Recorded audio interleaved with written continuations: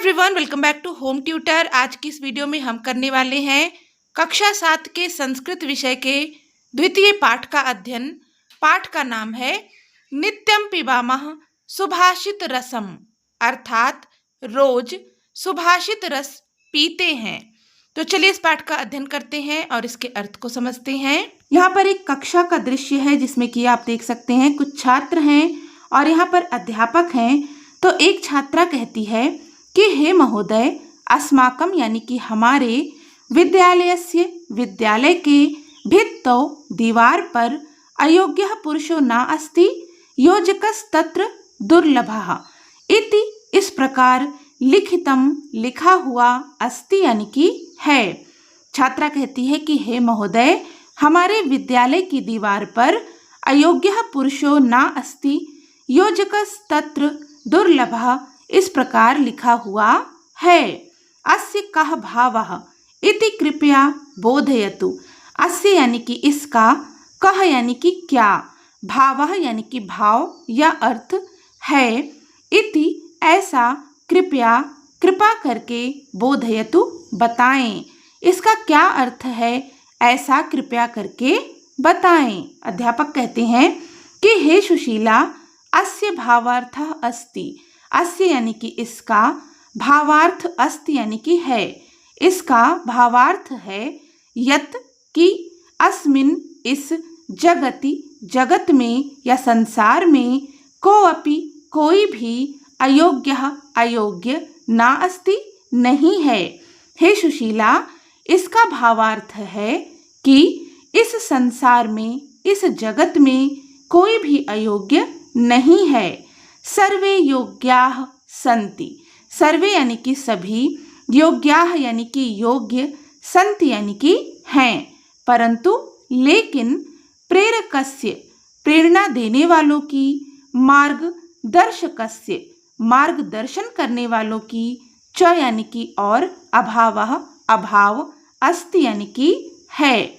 सभी योग्य हैं लेकिन प्रेरणा देने वाले और मार्गदर्शन करने वालों का अभाव है।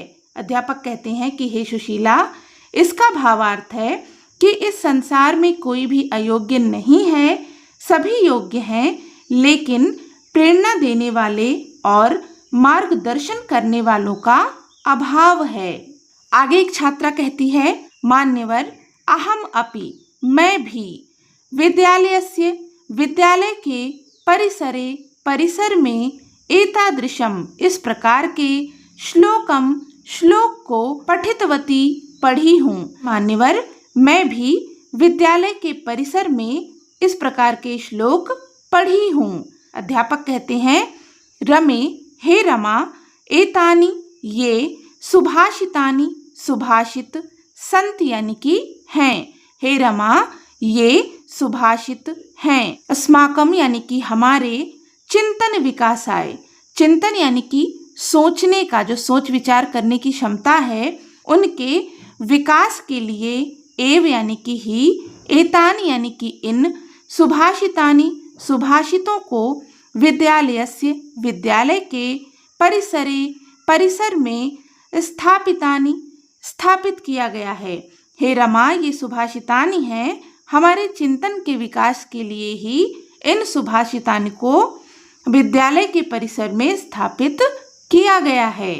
यहाँ पर एक छात्र पूछता है, महोदय, सुभाषितानि इत्यनेन यानी कि इसका, कः यानी कि क्या, अभिप्रायः अर्थात अभिप्राय है।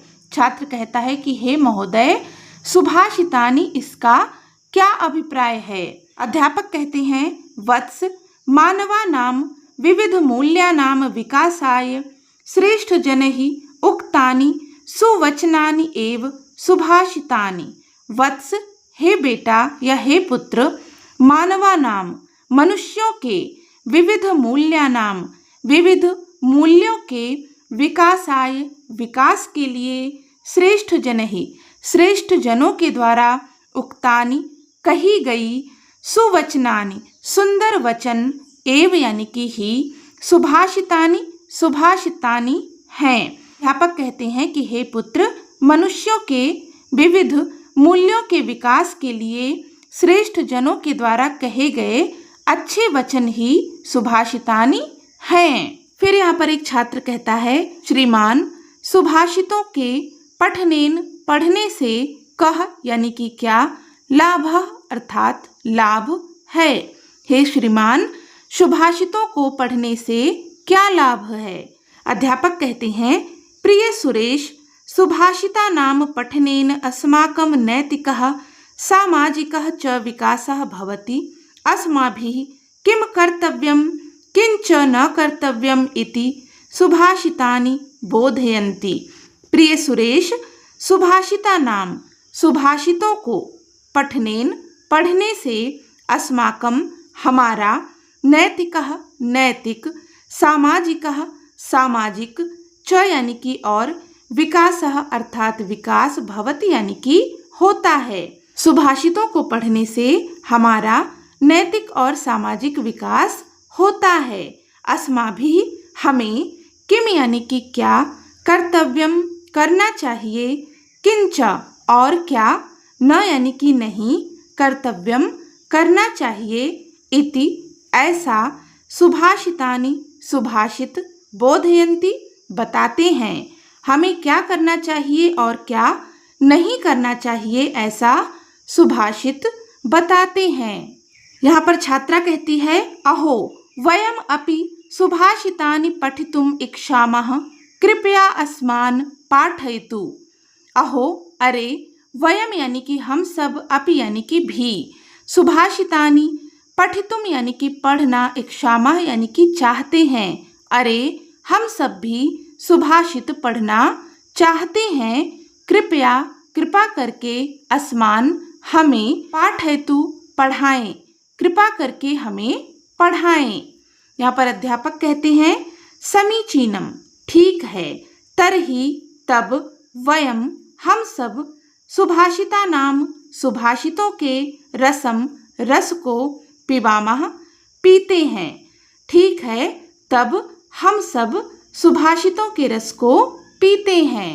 तो यहाँ पर पहला सुभाषित है, वस्त्रेण वपुषा वाचा विद्या विनयेन च वकारहि पंच अभिर्युक्तो नरो भवति पूजितः। इसका पदच्छेद है, वस्त्रेण वपुषा वाचा विद्या विनयेन च वकारहि पंचाभिर्युक्तः नरः भवति पूजितः। इस श्लोक का अन्वय है, वस्त्रेण वपुषा वाचा विद्या विनयेन च इति एतहि पंचभिः वकारैः युक्तः नरः पूजितः भवति। वस्त्रेण यानी कि वस्त्रों से, वपुषा यानी कि शरीर से, वाचा अर्थात वाणी से, विद्या विद्या से, विनयेन विनय से, च यानी कि और, इति एतहि इस प्रकार के, पंचाभि पांच, वकारहि वकारों से, युक्तः युक्त, नरः यानी कि नर, पूजितः पूजित, भवति होता है। वस्त्र से, शरीर से, वाणी से, विद्या से और विनय से, इस प्रकार के 5 वकारों से युक्त नर पूजित होता है। 5 वकार अर्थात यहाँ पर जो इन 5 चीजों के नाम लिए गए हैं, वस्त्र, वपुषा, वाचा, विद्या और विनय, तो इसका जो पहला अक्षर है वो क्या है, वा है, तो इसे इसलिए यहाँ पर 5 वकार कहा गया है। इस श्लोक का भावार्थ है, यह जनः समुचितानि वस्त्राणि धरति। यह यानी कि जो, जनः यानी कि मनुष्य, समुचितानि अर्थात समुचित, वस्त्राणि वस्त्र, धरति धारण करता है, जो मनुष्य समुचित वस्त्र धारण करता है, शरीरेण स्वस्थः अस्ति। शरीरेण यानी कि शरीर से, स्वस्थः यानी कि स्वस्थ, अस्ति यानी कि है, शरीर से स्वस्थ है, सदा सुमधुरम हितकरम च वचनम वदति। सदा यानी कि हमेशा, सुमधुरम मधुर, हितकरम हितकारी, च यानी कि और, वचनम यानी कि वचन, वदत यानी कि बोलता है, हमेशा मधुर और हितकर वचन बोलता है, सर्वदा हमेशा, अध्ययने यानी कि अध्ययन में, संलग्न यानी कि संलग्न अर्थात लगा हुआ, भवति यानी कि होता है, हमेशा अध्ययन में लगा हुआ रहता है या लगा हुआ होता है। तथा च और विनम्रतया, विनम्रता, च यानी कि और, व्यवहरति व्यवहार करता है, तादृशः इस प्रकार, पंचाभि 5 वकारहि वकारों से, वस्त्रम वपुः वाक् विद्या विनयम, वस्त्र वपु वाक् विद्या विनय, इत्येतहि इस प्रकार से, युक्तः युक्त, मनुष्यः मनुष्य, लोके संसार में, सम्मानम सम्मान, प्राप्नोति प्राप्त करता है। तो इसका अर्थ है जो मनुष्य समुचित वस्त्र धारण करता है, शरीर से स्वस्थ है, हमेशा मधुर और हितकर बातें कहता है, हमेशा अध्ययन में लगा रहता है और विनम्रता पूर्ण व्यवहार करता है, इस प्रकार के 5 वकारों से जो मनुष्य युक्त है वह इस संसार में सम्मान को प्राप्त करता है। अगला सुभाषित है, षड दोषाः पुरुषेणः हातव्या भूतिम इक्षिता, निद्रा तंद्रा भयम क्रोध आलस्यम दीर्घ सूत्रता। इसका पद विच्छेद होगा, षड दोषाः पुरुषेण इहि हातव्याः भूतिम इक्षिता, निद्रा तंद्रा भयम क्रोधा आलस्यम दीर्घ सूत्रता। इस श्लोक का अन्वय है, इहि भूतिम इक्षिता पुरुषेण निद्रा तंद्रा भयम क्रोधः आलस्यम दीर्घ सूत्रता च इत्येति षड दोषाः हातव्याः।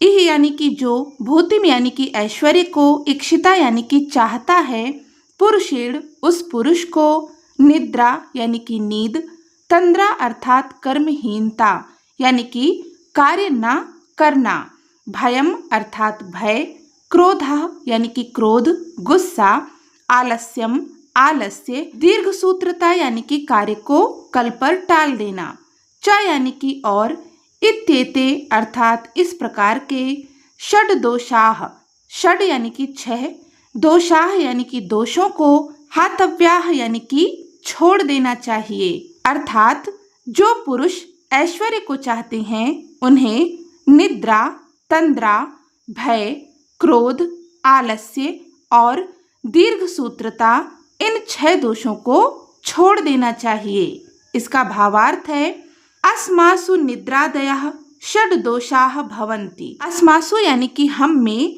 निद्रादयः निद्रा इत्यादि, षड यानी कि 6, दोषाः यानी कि दोष, भवन्ति यानी कि होते हैं, हम में निद्रा इत्यादि 6 दोष होते हैं। एते अस्माकं ऐश्वर्यस्य उन्नतेश्च अवरोधकाः भवन्ति।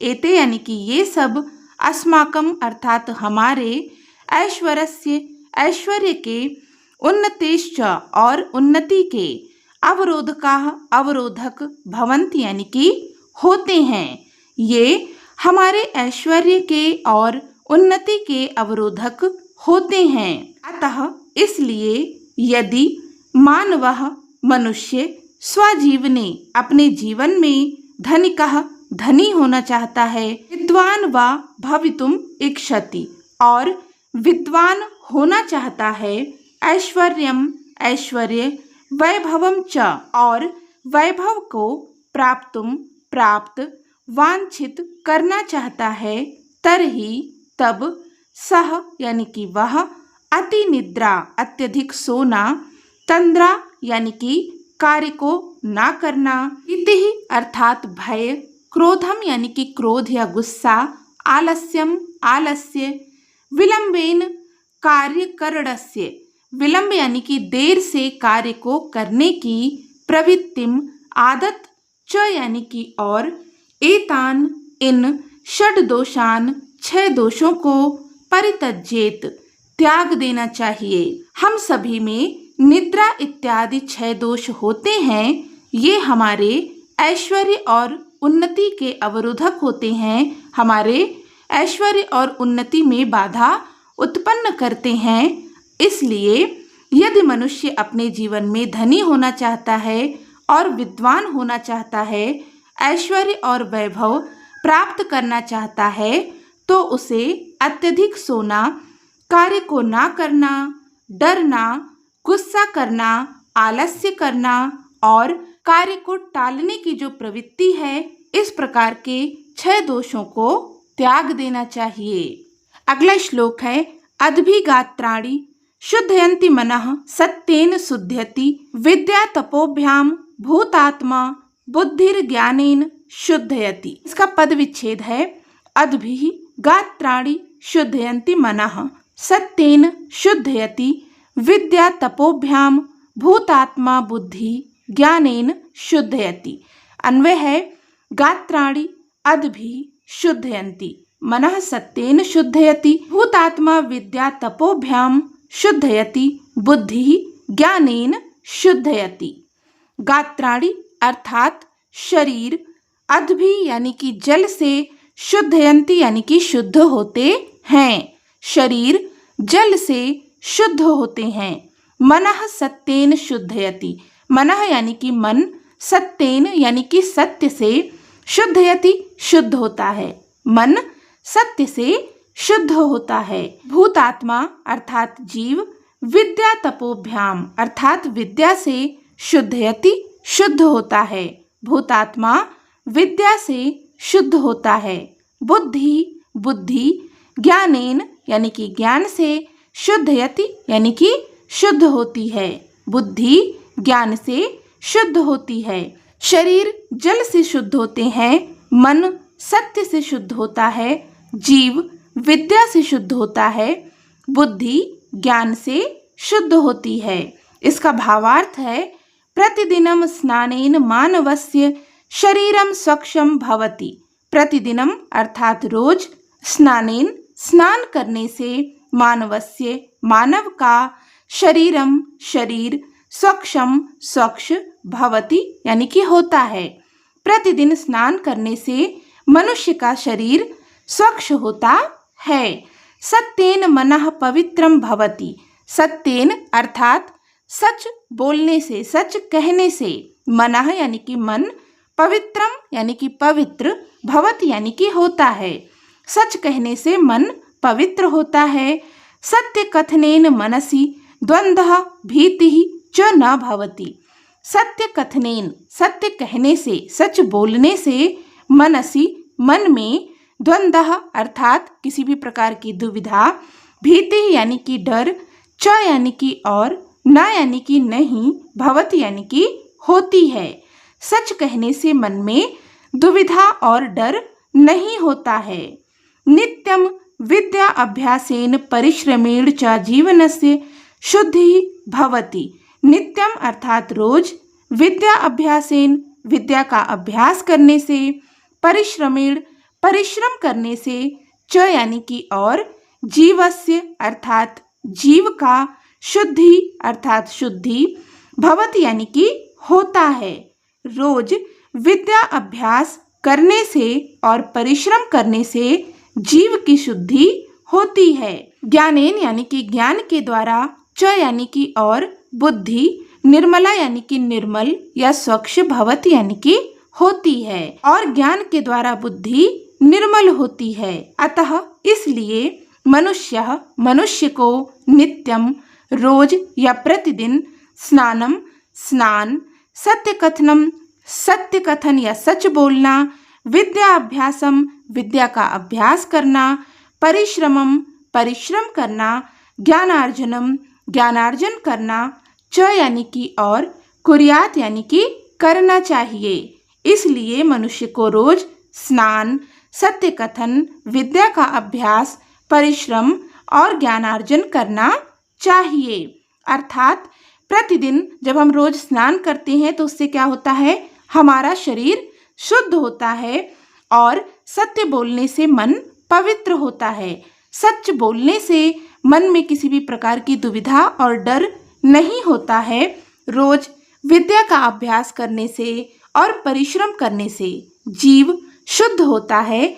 ज्ञान से बुद्धि निर्मल होती है। इसलिए मनुष्य को रोज स्नान करना चाहिए, सच बोलना चाहिए, विद्या का अभ्यास करना चाहिए, परिश्रम करना चाहिए और ज्ञान का अर्जन करना चाहिए।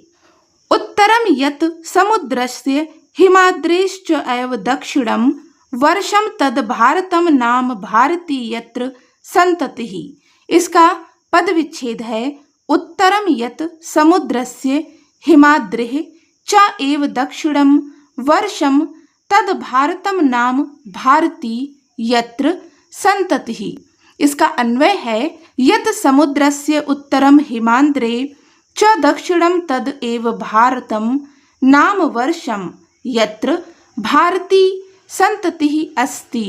यत् यानी कि जो, समुद्रस्य अर्थात समुद्र के, उत्तरम यानी कि उत्तर दिशा में है, हिमाद्रे अर्थात हिमालय के, च यानी कि और, दक्षिणम यानी कि दक्षिण दिशा में है, तद यानी कि वह, एव यानी कि ही, भारत नाम वर्षम अर्थात भारत नाम का देश है, यत्र जहाँ, भारती यानी कि भारतीय, संतति अर्थात संतान, अस्ति यानी कि हैं।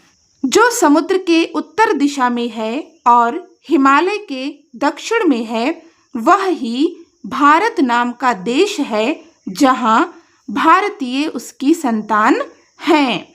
इसका भावार्थ है अस्मिन यानी कि इस, सुभाषिते यानी कि सुभाषित में, सुभाषितकारः अर्थात सुभाषितकार ने, भारतस्य भारत के, भौगोलिकम भौगोलिक, स्वरूपम स्वरूप का, वर्णयति वर्णन किया है। इस सुभाषित में सुभाषितकार ने भारत के भौगोलिक स्वरूप का वर्णन किया है। हिंद महासागरस्य उत्तर भागे, हिंद महासागर के उत्तर भाग में, हिमालयस्य च दक्षिण भागे, हिमालयस्य यानी कि हिमालय के, च यानी कि और, दक्षिण भागे यानी कि दक्षिण भाग में, और हिमालय के दक्षिण भाग में, यह जो भूभागः अस्ति भूभाग है, तस्य उस भूभागस्य भूभाग का, नाम भारतवर्षम नाम भारतवर्ष है, उस भूभाग का नाम भारतवर्ष है। अत्रतयाः यानी कि यहाँ पर रहने वाले, नागरिकाः नागरिक, भारतीयाः भारतीय नाम से, इति यानी कि इस प्रकार, प्रसिद्धाः यानी कि प्रसिद्ध हैं। यहाँ रहने वाले नागरिक भारतीय नाम से प्रसिद्ध हैं। अर्थात ये जो सुभाषित है, इस सुभाषित में सुभाषितकार ने भारत के भौगोलिक स्वरूप का वर्णन किया है। हिंद महासागर के उत्तर भाग में और हिमालय के दक्षिण भाग में जो भूभाग स्थित है, वह भूभाग भारतवर्ष के नाम से जाना जाता है और यहाँ के जो नागरिक हैं वो भारतीय नाम से प्रसिद्ध हैं। अगला है जल बिंदु निपातेन क्रमशः पूरेत घटः स हेतुः सर्व विद्यानाम धर्मस्य च धनस्य च। इसका पद विच्छेद है जल बिंदु निपातेन क्रमशः पूर्यते सः हेतुः सर्व विद्यानाम धर्मस्य च धनस्य च। इसका अन्वय है घटः क्रमशः जल बिंदु निपातेन पूर्यते सः हेतुः सर्व विद्यानाम धर्मस्य च धनस्य च भवति। अर्थात घटः यानी कि घड़ा, क्रमशः यानी कि लगातार, जल बिंदु निपातेन जल की बूंदों के, निपातेन यानी कि गिरने से, पूर्यते भर जाता है। घड़ा लगातार जल की बूंदों के गिरने से भर जाता है। सह यानी कि वह, हेतु यानी कि कारण, सर्व विद्या नाम सभी प्रकार की विद्याओं का, धर्मस्य धर्म का, च यानी कि और, धनस्य धन का, च यानी कि और, भवत यानी कि होता है। अर्थात खाली घड़ा जो होता है वह लगातार जल की बूंदों के गिरने से भर जाता है। वही कारण सभी प्रकार की विद्याओं का, धर्म का और धन का होता है। इसका भावार्थ है यथा यानी कि जैसे, निरंतरम लगातार, जलस्य जल की, बिंदु नाम बूंदों के, पतनेन गिरने से, रिक्त रिक्तः खाली, अपि भी घटः यानी कि घड़ा, पूर्णः यानी कि पूरा, भवति यानी कि होता है। जैसे लगातार जल की बूंदों के गिरने से खाली घड़ा भी पूरा होता है यानी कि भर जाता है।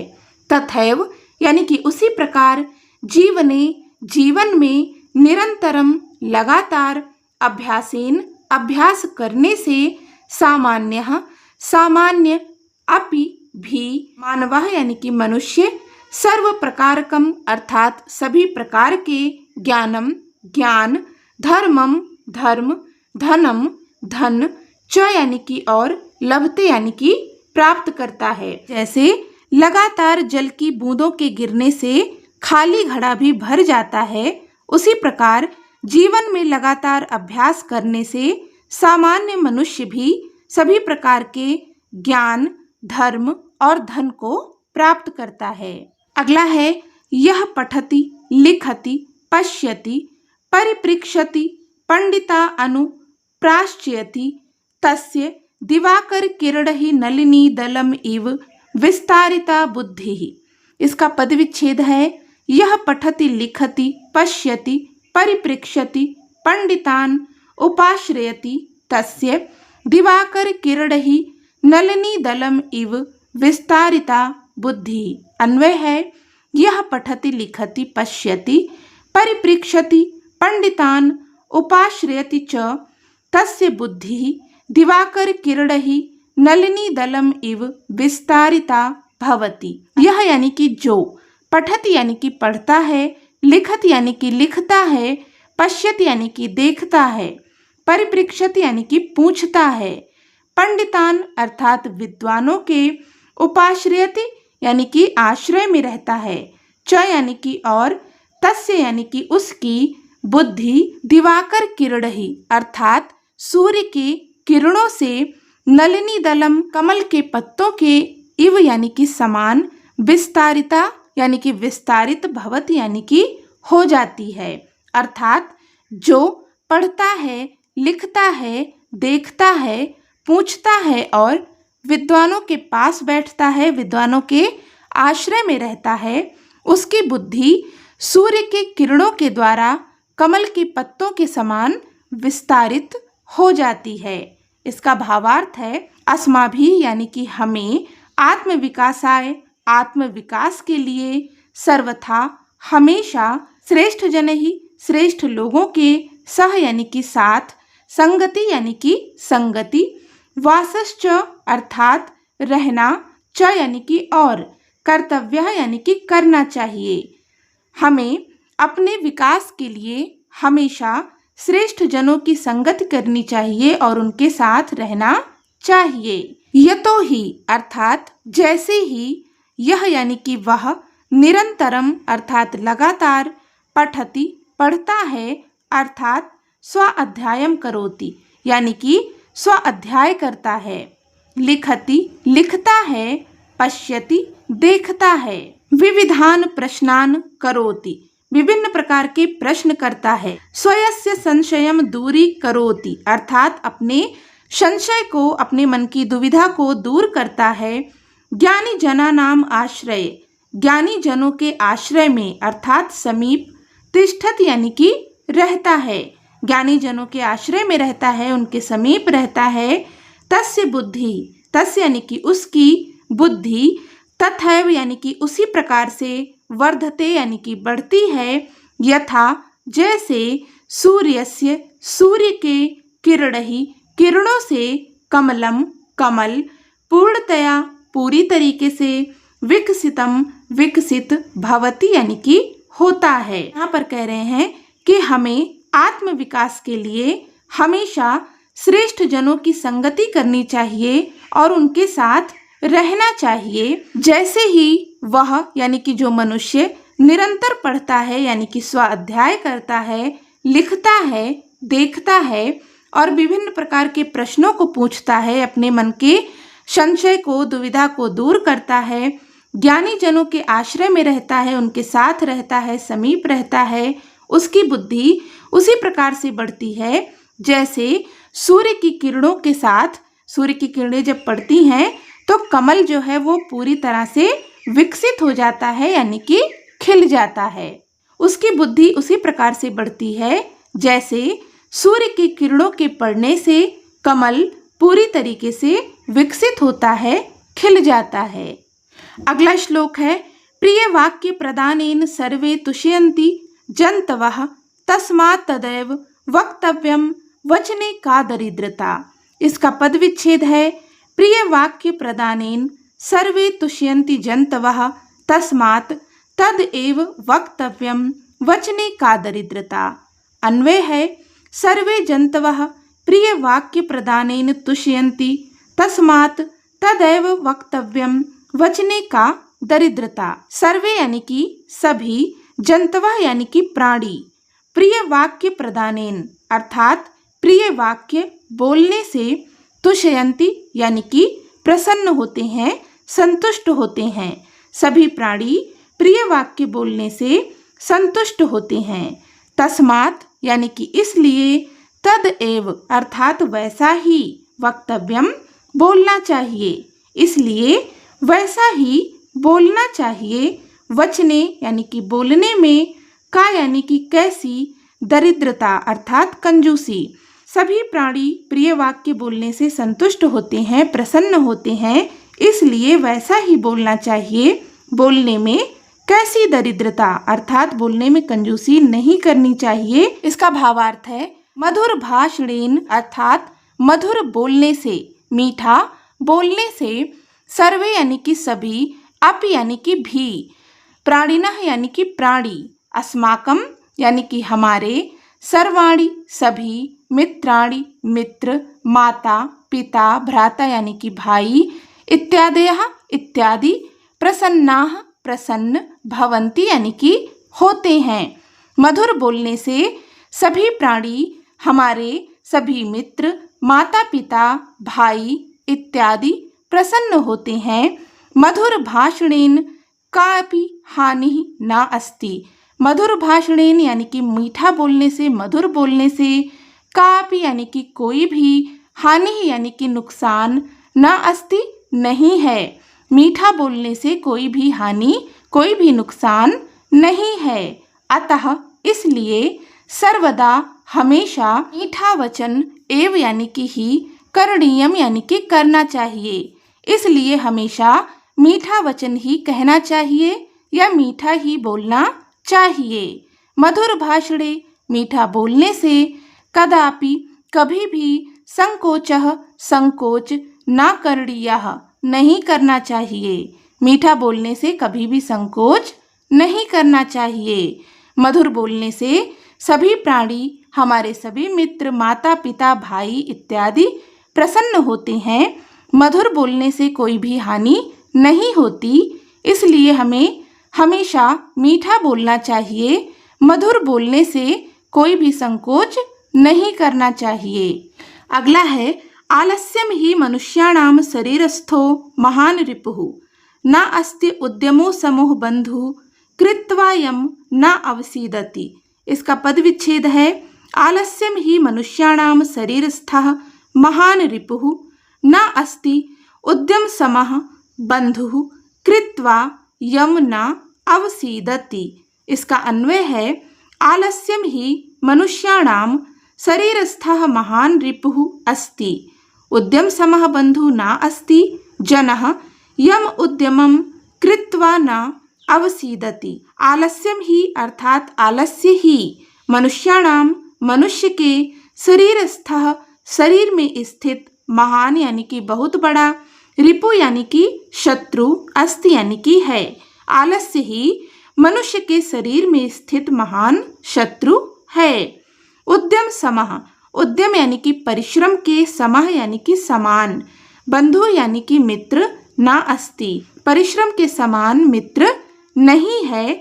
जनः यानी कि लोग, यम यानी कि जो, उद्यमम यानी कि परिश्रम, कृत्वा यानी कि करते हैं, न यानी कि नहीं, अवसीदति अर्थात दुखी होते हैं। जो मनुष्य परिश्रम करते हैं वो दुखी नहीं होते हैं। अर्थात आलस्य ही मनुष्य के शरीर का सबसे बड़ा शत्रु है और परिश्रम सबसे बड़ा मित्र है। जो लोग परिश्रम करते हैं वो कभी भी दुखी नहीं होते हैं। इसका भावार्थ है आलस्यम एव मनुष्यस्य शरीरे विद्यमानः महान शत्रुः अस्ति। आलस्यम यानी कि आलस्य, एव यानी कि ही, मनुष्यस्य यानी कि मनुष्य के, शरीरे यानी कि शरीर में, विद्यमानः विद्यमान, महान, शत्रु अस्ति यानी कि है। आलस्य ही मनुष्य के शरीर में विद्यमान महान शत्रु है।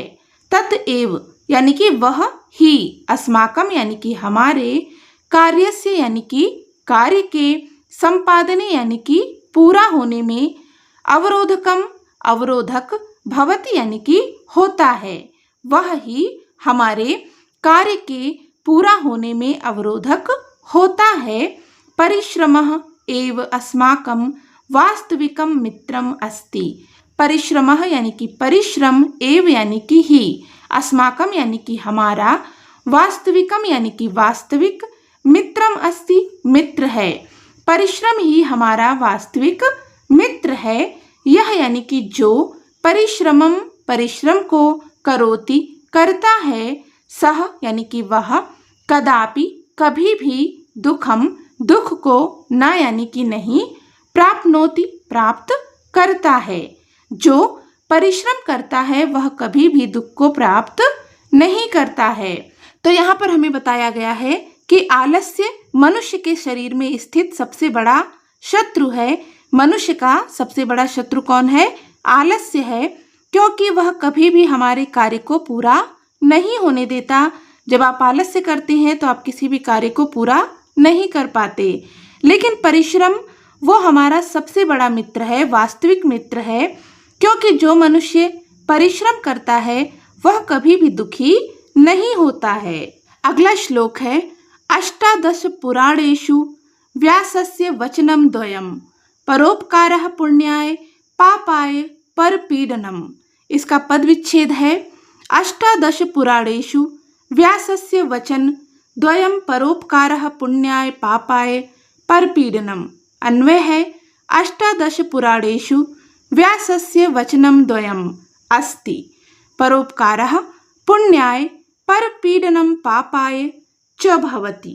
अष्टादश पुराणेषु, अष्टादश यानी कि 18, पुराणेषु पुराणों में, व्यासस्य व्यास के, वचन यानी कि बातें, द्वयम यानी कि 2, अस्ति यानी कि हैं। 18 पुराणों में व्यास के 2 ही बातें हैं। परोपकारः परोपकार, पुण्याय पुण्य के लिए, परपीडनम यानी कि दूसरों को पीड़ा देना, पापाय पाप के लिए, च यानी कि और, भवति यानी कि होता है। अर्थात 18 पुराण में व्यास के ये 2 ही बातें हैं। परोपकार पुण्य के लिए है और दूसरों को पीड़ा देना पाप के लिए। अर्थात जब हम दूसरों को पीड़ा देते हैं तो उससे पाप होता है, और जब दूसरों का हम परोपकार करते हैं दूसरों पर तो उससे क्या होता है? पुण्य होता है। इसका भावार्थ है महर्षि यानी कि महर्षि, वेद व्यासस्य वेद व्यास के, अष्टादश 18 पुराणानाम पुराणों का, सारः सार, वचन द्वये 2 बातों में, अस्ति यानी कि है। महर्षि वेद व्यास के 18 पुराणों का सार 2 बातों में है।